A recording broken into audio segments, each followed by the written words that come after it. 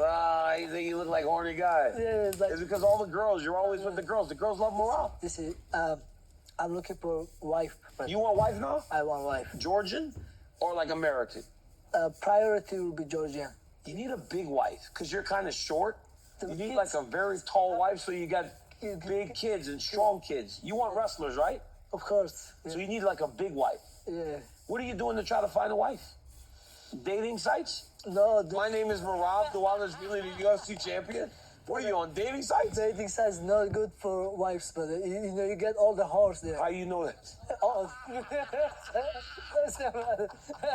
Listen, Merab, how's that guy? I'm America, brother. You know, I live here. I'm very happy. 13 years. Oh my God. I'm grateful for all the moments, but like now, it's enough. You know, it's enough. It's time to find a good quality wife and have a beautiful family. And then, you know, so I gotta sacrifice with that too. You know, I have a lot of choice, but I wanna choose one respectful woman. You know, Where do you find a good Georgian woman? They don't live in Vegas. in Vegas, Maybe like New York City has a big population Georgian. in America, even Georgians, great people, they come America. Most people change. You know, Really? brother, it's You want a traditional wife. You want a wife that's more to the same values that you saw growing yeah, up. because like, you know, listen, I don't know. It's yeah, exactly. If we talk about this one serious, it's hard. It's hard, you know, because now I'm chasing my career.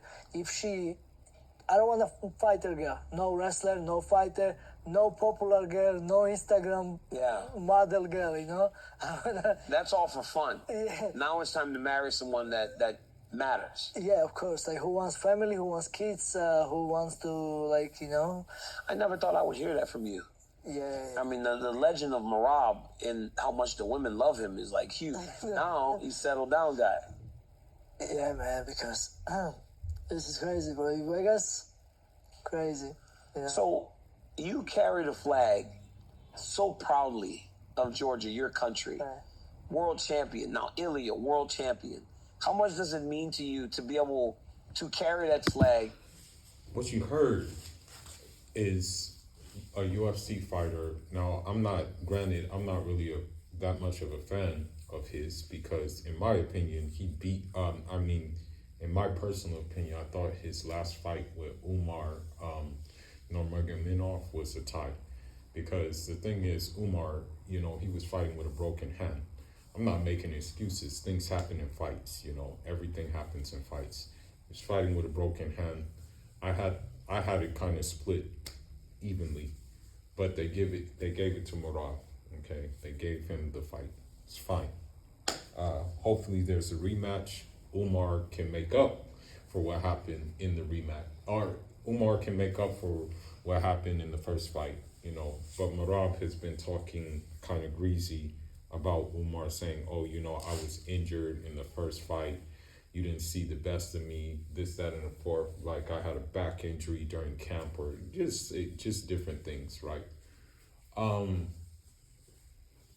So what he said is a mouthful, and it basically sums up, right? It basically sums up the universal law that is, in essence, is basically, I won't say it transcends Islam. I won't say that because, in my personal opinion, you know, I don't label, for example, I don't label the Anbiyat alayhim salam that came before the Prophet alayhi salatu salam. I don't label them as like Yahud or Nasara. I don't label them as such. I label them as Hanafa or like Hanif, you know, worshiper of one God.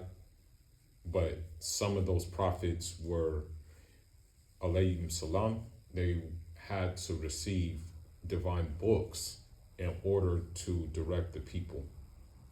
I believe, for example, the labels of Yahud and Nasara came later on when these prophets, alayhim salam, met their Lord. So what I will say is that what I will say is about what he said, it pretty much goes back to the fitra of human beings, their natural disposition. Now, granted, I'm pretty sure he's having his pick of the litter. He has status. He's a UFC champion. But it just goes to show you, if people like him, for example, who has notoriety, who has a high level, if he can't find someone to settle down with in the West, then it's not far off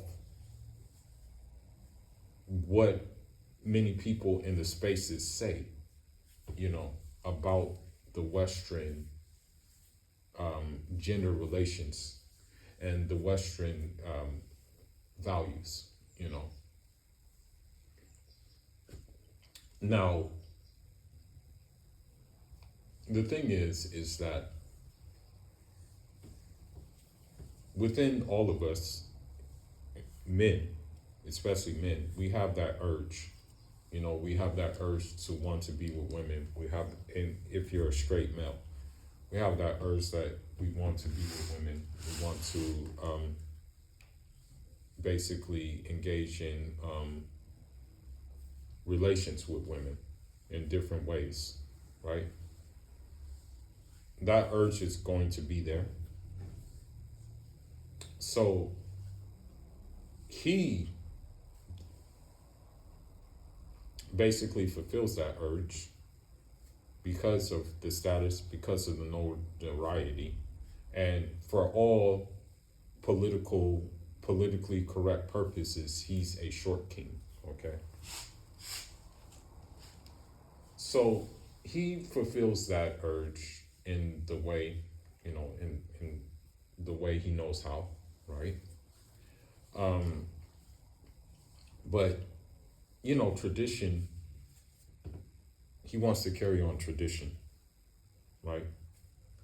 And granted, with his status, I'm pretty sure he's going to take care of everything when it comes to his wife. I'm pretty sure he's going to fork everything, be the provider type, Hopefully with his UFC purses, he made smart investments and things like that. What's telling, though, is what he said. He said that when Georgians get over there, they change. That people from his country, when they get over, they change. Which is ironic, because it lets you know that it's a spiritual pull that unfortunately will usually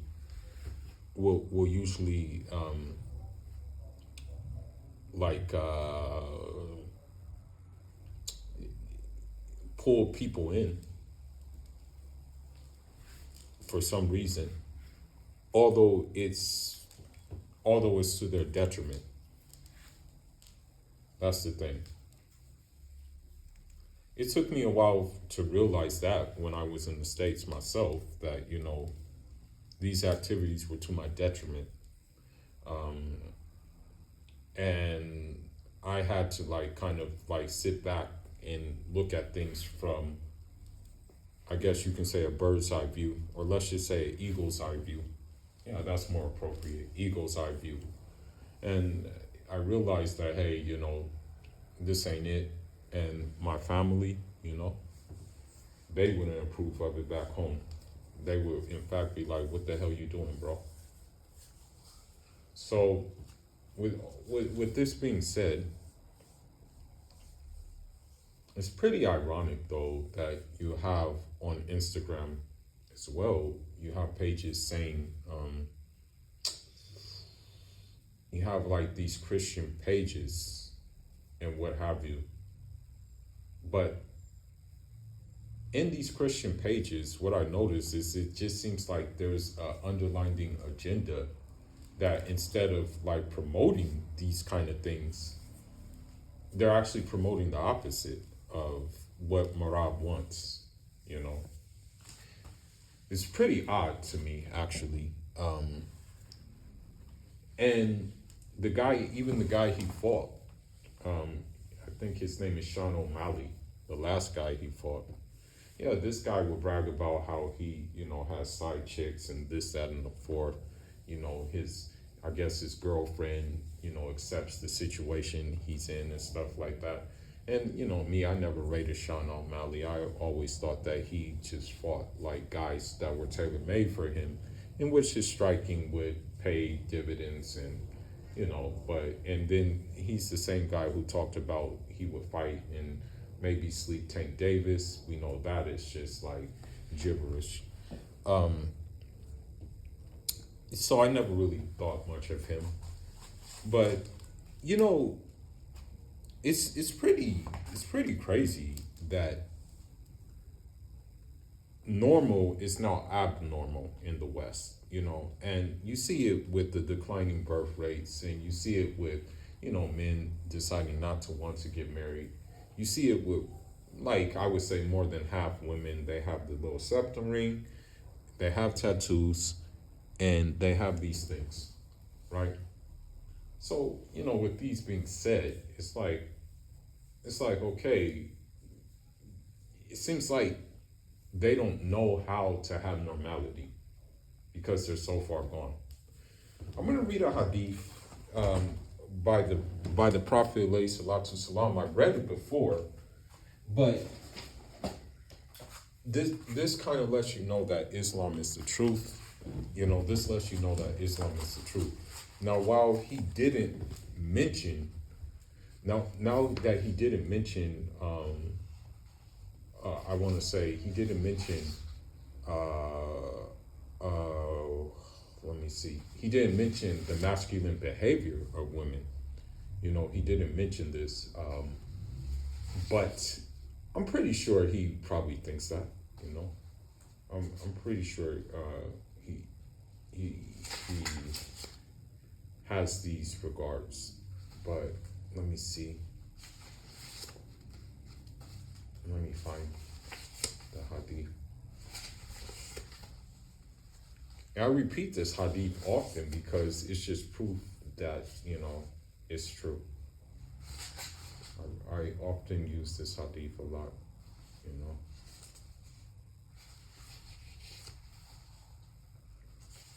Let's see.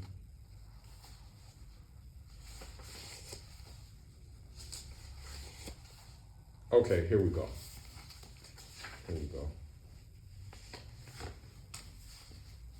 Okay, so it says on Abi Ibn Abbas Marfu'a, Marfu'a. The hadith says, La'ana Rasulullahi sallallahu alayhi wa sallam mutashabihati min nisa'i bi rijali wa mutashabihina min rijali bi nisa'i. And it's coming from, I want to say, the riwayat from Al-Bukhari, rahimahullah. So the hadith translates to, it is on the authority of Ibn Abbas, the Messenger of Allah, alayhi salatu salam, cursed women who imitate men and men who imitate women. And I'm going to read the explanation, the commentary on the hadith, and then I'm going to give my thing and then close out the video, inshallah. So it says, the hadith shows that it is unlawful for either sex to imitate the other. Such imitation causes deviation from the natural disposition that Allah has created people upon, and is alteration of Allah's creation. A woman's imitation of men increases the secretion of male hormones within her over that of female hormones, and thus she loses her original female nature. Her husband will then not be interested in her and will desire someone else. She too will desire someone else. Likewise, when a man imitates a woman, the female hormones within him increase, and he loses the characteristics and particularities of manliness. His wife will thus have an aversion to him, and he will have an aversion to her. Both of them will incline towards abnormality, and the community will morally disintegrate.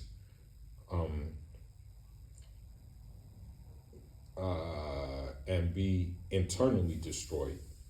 This in turn will indicate the ruin of the entire Ummah and its being deprived of the right to life. It will be swept away by deadly diseases and lethal, destructive illnesses. Nations are nothing but their morals. When their morals go, they go. So I want to bring in the point that, that internally it is being destroyed by the Western Muslim woman and also the Muslim Western man who advocates for the Muslim Western woman's behavior and says that basically that, men have to be held accountable for the way that she is allowed to act versus the way that she should be acting, which is based in the Quran and the Sunnah, and that of the consensus, and also that of the female companions. So, with this being said, right, with these things being said, it also says a nation is nothing but their morals. And so when you see like these Western nations, for example, you see America, Canada, Australia, Britain, Western Europe, Scandinavia, you see these nations and you have to ask yourself, are they really morally upright when it comes to just when it just comes to day-to-day operations? Are they really morally upright? Because some people will say, right? Some people will say, oh, you're on social media too much, get out and touch grass in America or in a Western nation. But I've done that and I've seen it with my own eyes, what time it is in America. I've experienced it as well, with just your average American woman. It's just, I'm going to be honest with you. I'm going to be completely real with you. And, what I'll do once I've laid my stamp in Kazakhstan, and what I mean by lay my stamp in Kazakhstan, when I've become fully, I guess you can say, fully acquainted with Kazakhstan, meaning I even go to outside of my city, which I'm planning to do soon, inshallah. And you will see that on YouTube as well, inshallah. I will tell you and give the testimony of how it was almost like a spiritual force field that protected me from the harlotry of the West and protected me from these women, these Western women. And this is not a red pill type thing, but this is just fundamentally something that many should see,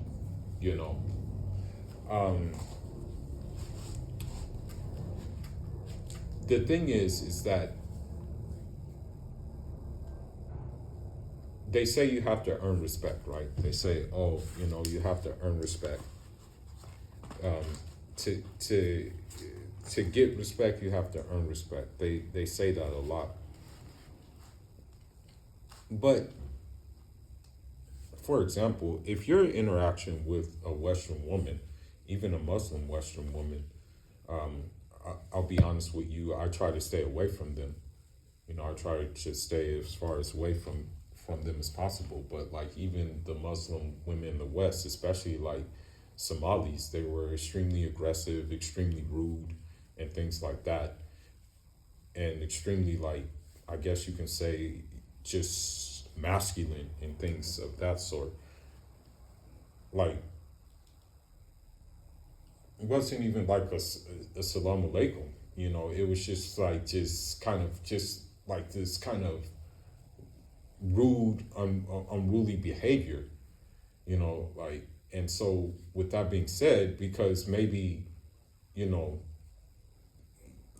due to their lack of skills in geography, they don't think that Muslims exist in different parts of Africa, So with that being said, it was just like, damn, like you know,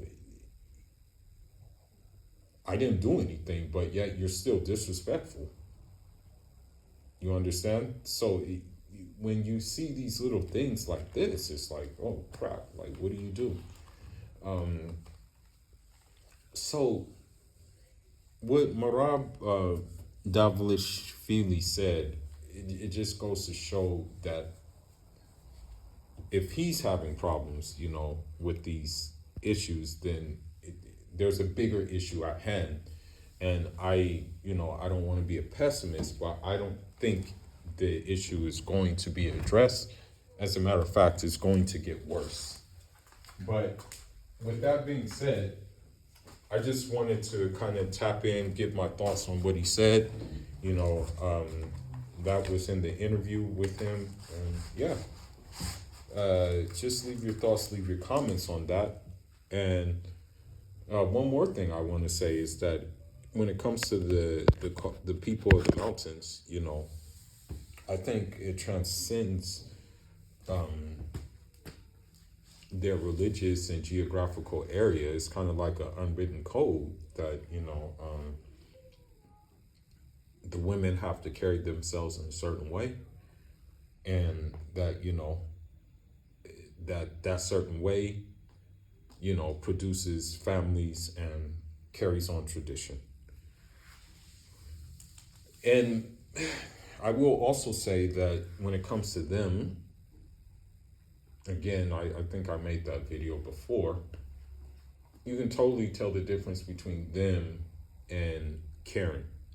Karen does not have their features. Karen looks like, so the thing is with Karen, compare Karen to, like, I guess you can say like a loaf of bread. It's just very plain, right? Plain, things like that. Compare like a woman from the Kafkas, and this is in no way fetishizing over them, and this is in no way like, I guess you can say glazing them. But they have this Georgian cheese bread, basically. And they have different varieties of that bread. They have different things, different types of the bread. So when you look at them, right, like Karen is a loaf of bread, which is why I never was attracted to Karen. I'm gonna be honest. Me personally, my personal observation, I never really liked Karen. Never really liked Keisha either, to be frank. But when you look at, for example, a Georgian or an Azerbaijani or a like, let's just say someone from Armenia, Ingushetia or something like that, they have different things. Let's compare it to the fact that they have Georgian bread that has cheese in it. They have Georgian bread that has meat in it. They have Georgian bread that has vegetables in it. Same geographical area, but just different kind of nuances. Whereas if you take Karen, she can be in a different geographical area and she's still gonna have the same plain nuances that get on my last nerves, basically. But with that being said, Fuller signing out. Leave your thoughts, leave your comments. And Jarama.